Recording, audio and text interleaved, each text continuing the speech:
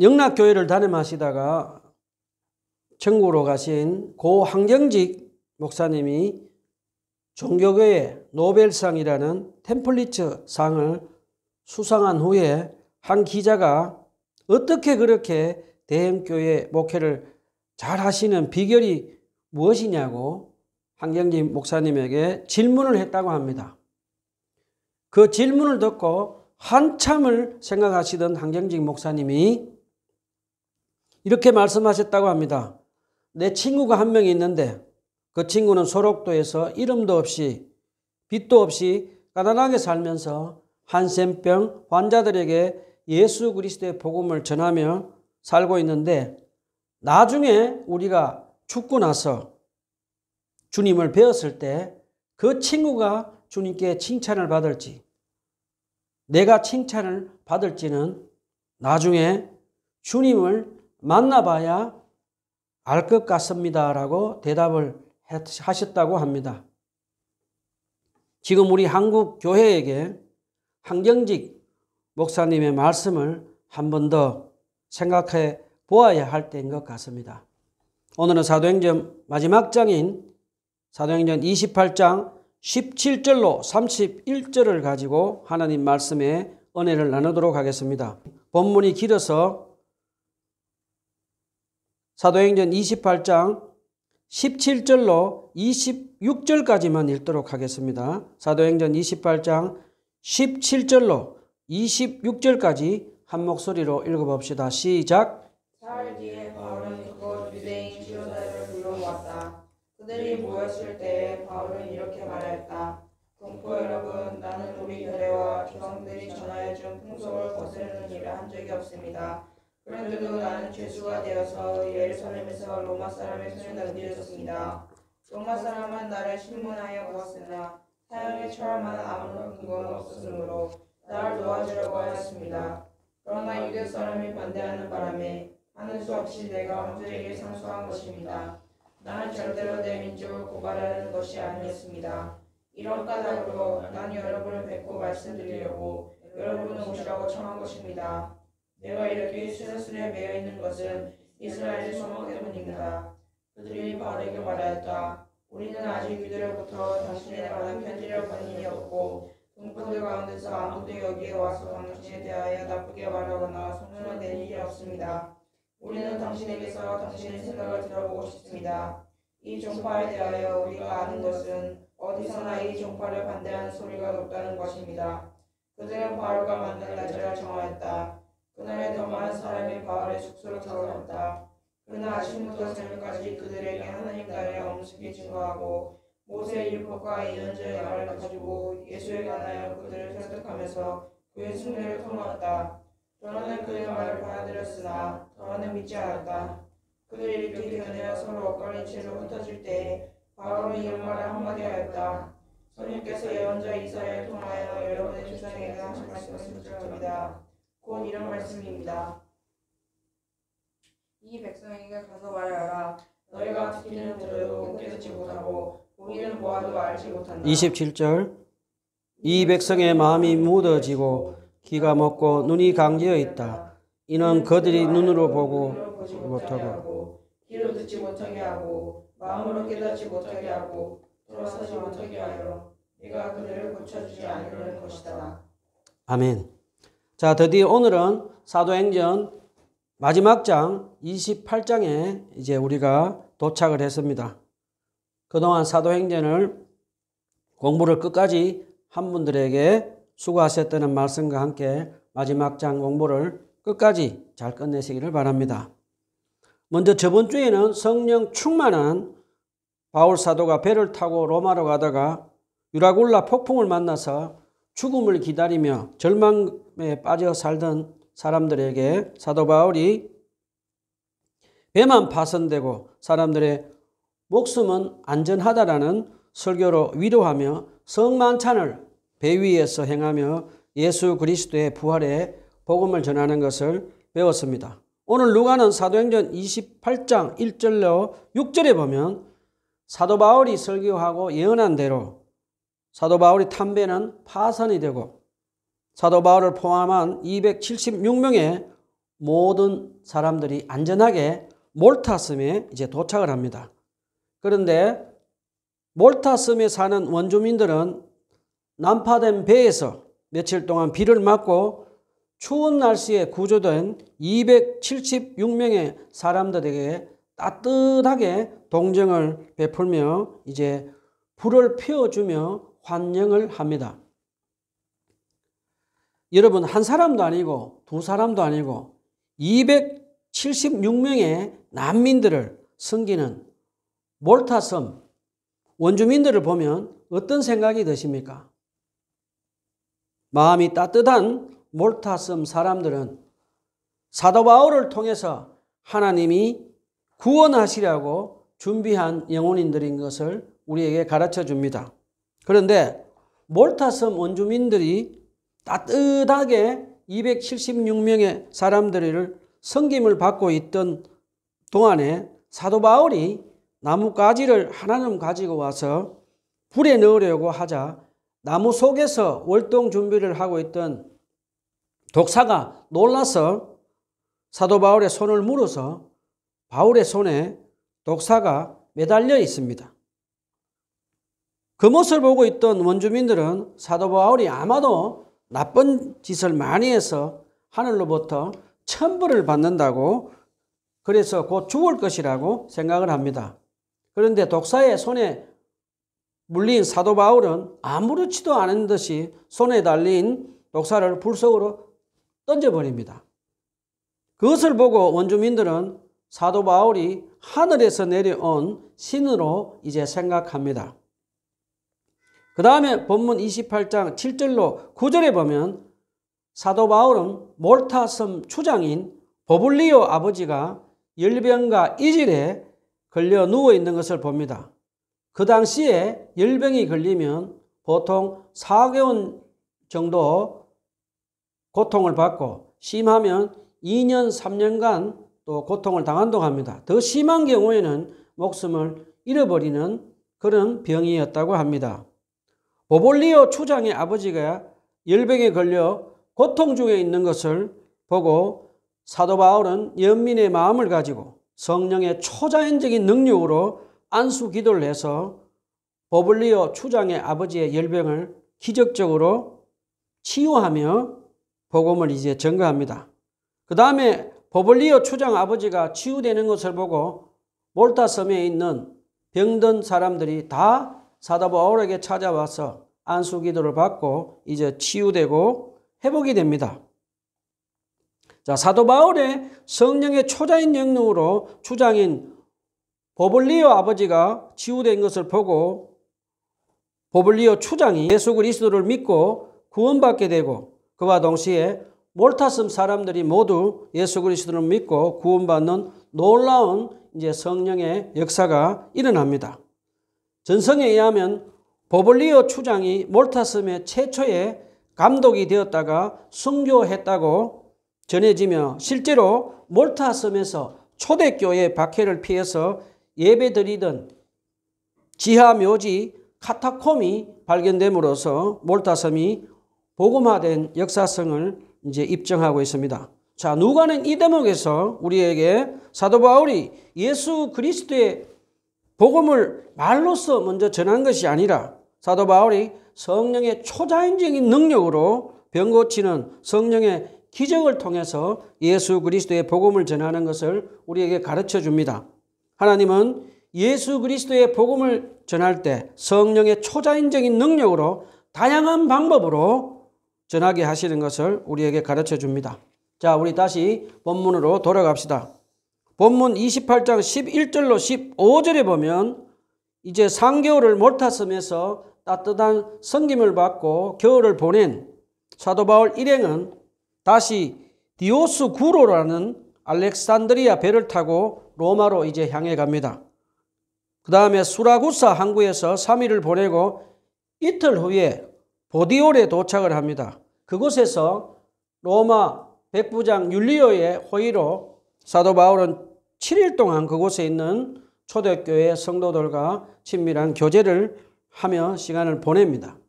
그 후에 사도 바울은 이제 보디올을 떠나 꿈에도 그리던 로마에 도착을 합니다. 자, 이제 사도 바울은 로마에 도착해서 아비아 광장을 지나가게 됩니다. 바울이 제수의 몸으로 로마로 향하고 있는 이 아비아 광장은 과거에 동방 제국을 정복한 로마 장군들의 개선하는 그런 광장이었습니다. 그런데 이 길을 지금 성령 충만한 사도 바울은 칼과 창과 병사를 데리고 입성한 것이 아니라 제수의 신분으로 예수 그리스도의 평화의 복음을 들고 하나님의 나라를 확장하려고 지금 당당하게 아비아 광장으로 로마에 지금 입성을 하고 있습니다. 그런데 사도 바울이 로마에 도착한 사실이 로마 교회 성도들에게 알려져서 텐트 메이커를 하며 사도 바울과 동력을 하던 브루스길라 아굴라 부부와 많은 성도들이 찾아와서 로마에 도착한 사도 바울을 이제 따뜻하게 환영을 합니다. 우리 여기서 잠깐 사도 바울이 로마에 도착했을 때 한번 생각해 봅시다. 사도 바울은 지금 노년의 나이로 처음 오는 낯선 나라 로마로 오면서 바다에서 유라굴라 큰 폭풍을 만나서 온갖 위험을 겪으며 육체도 지치고 마음도 지금 지쳐가고 있었을 것입니다. 그런데 사도 바울이 로마에 도착해서 한동안 동력했던 브루스길라 아굴라 같은 커플들과 그동안 보고 싶었던 형제 자매들의 얼굴을 보면서 그리고 그들이 따뜻한 사랑으로 사도 바울을 환영하는 것을 보고 사도 바울의 마음에 위로가 되고 새로운 믿음의 용기가 생겨나며 하나님께 감사 기도를 드립니다. 저는 이 대목을 보면서 제 아내와 제가 YM 평신다 선교사 훈련을 받으러 난생 처음 가는 어색하고 낯선 나라, 영어도 잘 못하는 상태에서 영국에 갔을 때 한국 자매와 영국 기독교인 남자분이 히드로 공항에 마중을 나와서 따뜻하게 환영을 해 주었을 때 참으로 그때 저희들은 안도감이 생기고 믿음의 용기가 나서 하나님께 감사 기도를 드린 경험을 한 적이 있습니다. 하나님의 위대한 사도 바울이 로마 초대교회 성도들의 따뜻한 위로와 환영이 필요로 했듯이 때로는 하나님은 형제 자매를 통해서 우리를 위로하고 믿음의 용기를 주시는 것을 우리에게 누가는 가르쳐 줍니다. 저와 여러분도 성령의 사랑으로 육체적으로 정신적으로 지금 지쳐서 힘든 분들을 따뜻하게 환영하며 위로와 격려를 해서 믿음의 용기로 가지도록 우리가 그분들을 따뜻하게 섬겨야 되겠습니다. 자, 이제 사도 바울이 이제 드디어 로마에 도착해서 제일 먼저 한 일이 무엇인지 한번 알아봅시다. 로마에 도착한 노년의 사도 바울은 율리오 백부장의 배려로 로마 병사 한 명과 월세 집을 얻어서 비교적 자유롭게 이제 지냅니다. 그런데 노년의 사도 바울은 충분한 휴식을 로마에 와서 취하지 않고 사도 바울은 유대인 지도자들을 그의 집으로 초청해서 이제 만납니다. 사도 바울은 유대교의 지도자들을 초청한 이유는 앞으로 있을 바울의 재판에 유대교 지도자들이 중립을 지켜달라고 지금 그런 부탁을 하는 장면입니다. 사도 바울은 본문 18절과 19절에서 유대교 지도자들에게 자신의 입장을 지금 설명을 합니다. 그는 이스라엘과 조상들이 준 풍속을 거스른 적이 없는데도 불구하고 유대인들이 자기를 로마 법정에 고소했지만 로마 법정은 바울이 무죄하다는 사실이 밝혀졌고 로마 법정은 바울을 놓아주려고 했지만 유대인들이 계속해서 자기를 고소해서 죽이려고 해서 바울은 스스로 목숨을 구원하기 위해 어쩔 수 없이 로마 황제에게 상소를 했다고 설명을 합니다. 그러면서 사도 바울은 본문 20절에서 사내들인 공회의 앞에서 벨렉스 총독과 베스도와 아그리빠 왕 앞에서 말한 이스라엘의 소망, 즉 죽은 자의 부활을 완성하신 예수 그리스도를 메시아를 전하는 이유로, 즉 예수 그리스도의 부활을 믿지 않는 유대인들 때문에 자기가 죄인의 신분이 되었다고 밝힙니다. 자, 그러자 사도 바울의 말을 다 들은 로마 유대교 지도자들은 사도 바울의 말을 잘 모른다고 합니다. 이들은 이미 사도 바울이 예루살렘에서 어떤 일을 당하고 있는지 소문을 다 듣고 알고 있었습니다. 그런데도 불구하고 왜 이들은 잘 모른다고 했을까요? 그들은 사도 바울의 재판에 관여해서 분란을 일으켜서 이득이 없음을 알고 지금 잘 모른다고 하며 도피처를 마련하며 도망가 버립니다. 그리고 그들은 아직 예루살렘 사내들인 공의의 종교 지도자들로부터 정확한 지침을 받았지 않기 때문에 그런 말을 했습니다.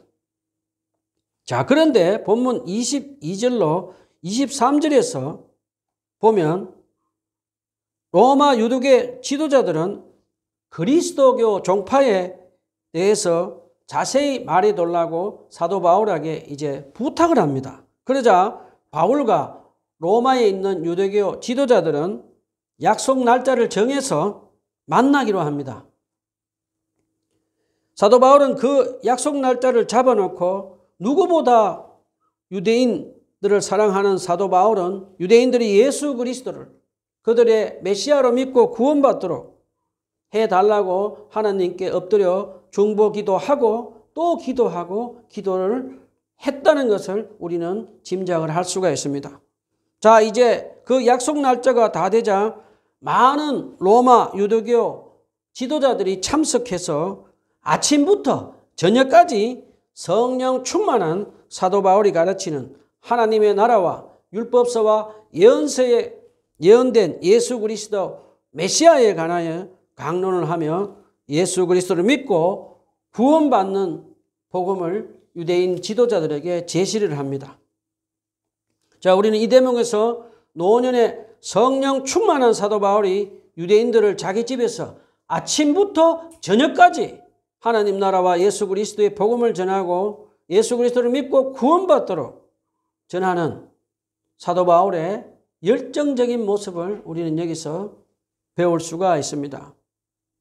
자, 이제 사도 바울이 아침부터 저녁까지 구약의 율법과 예언서에 기록된 십자가 위에 우리 죄를 대속해서 죽으시고 부활하신 예수 그리스도를 메시아로 믿고 구원받으라고 유대인 지도자들에게 제안을 하자 유대인들은 어떻게 합니까?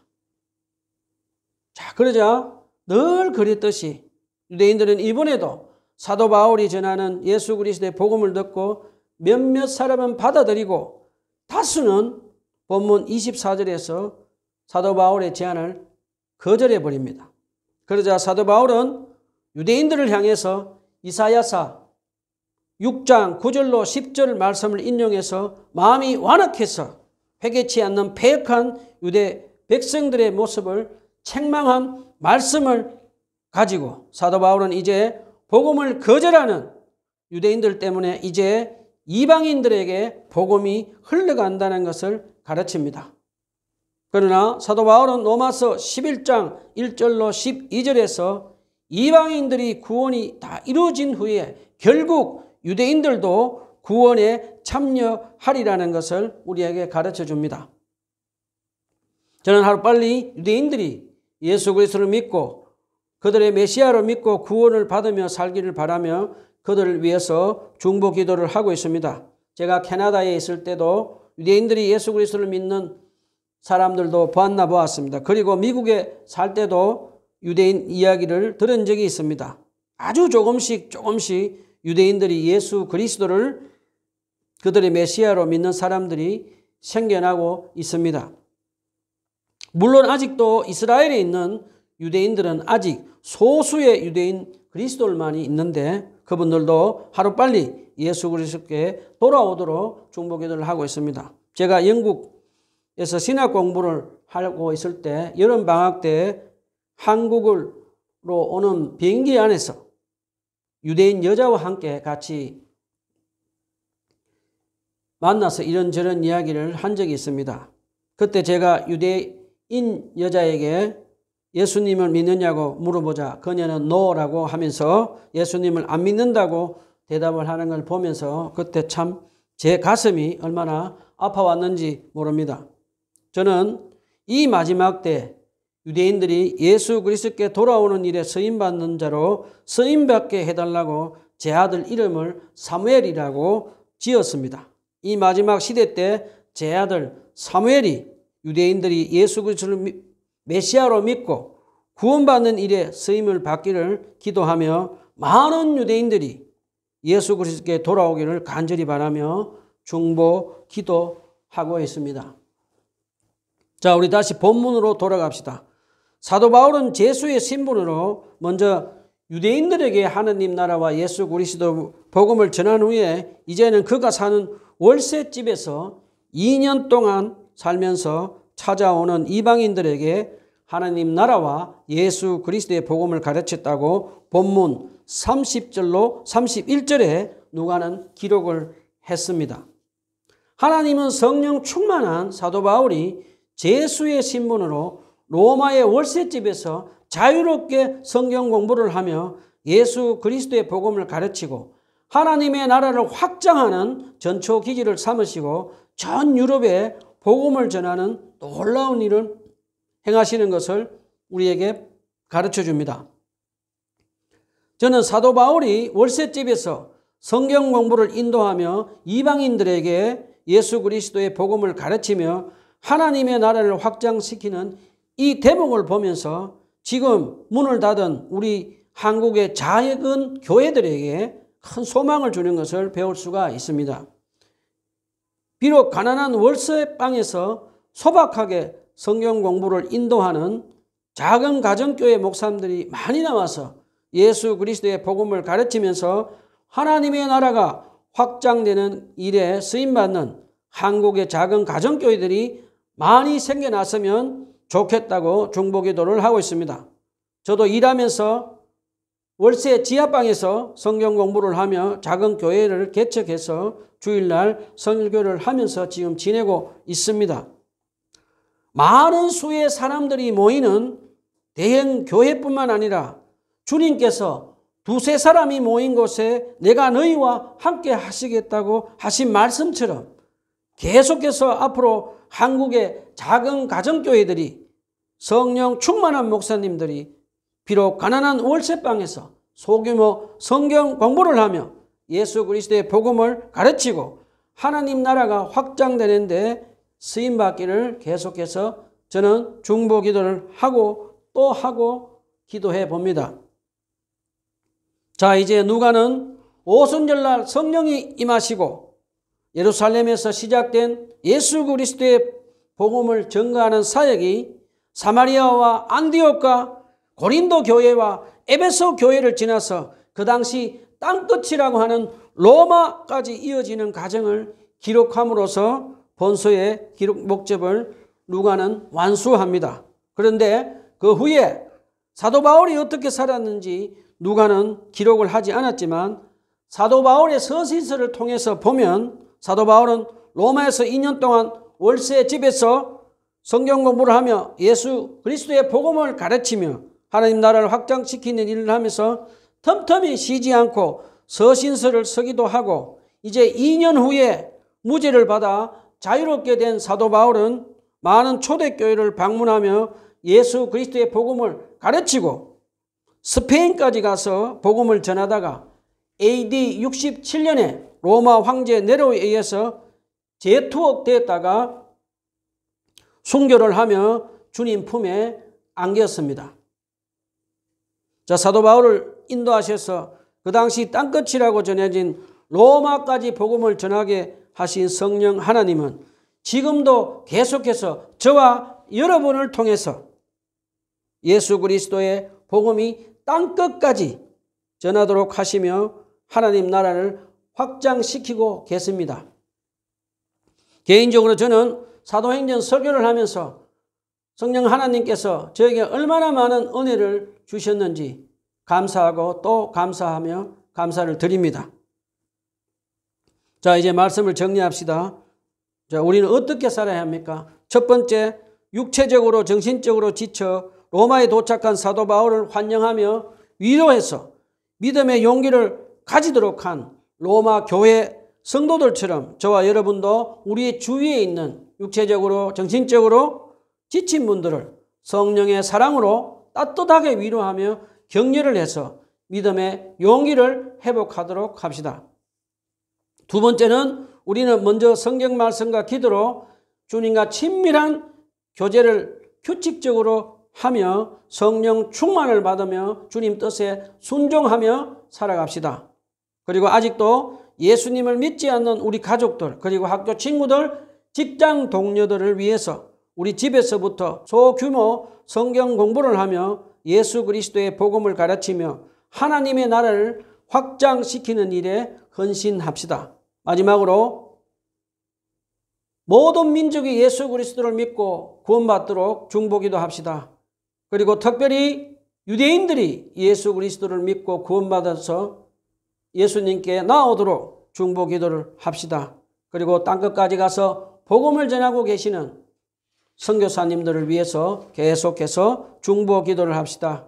그리고 하나님의 때에 저와 여러분도 땅끝까지 가서 복음을 전하며 하나님 나라를 확장시키는 일에 헌신한 사도 바울처럼 살아갔으면 좋겠습니다. 기도합시다.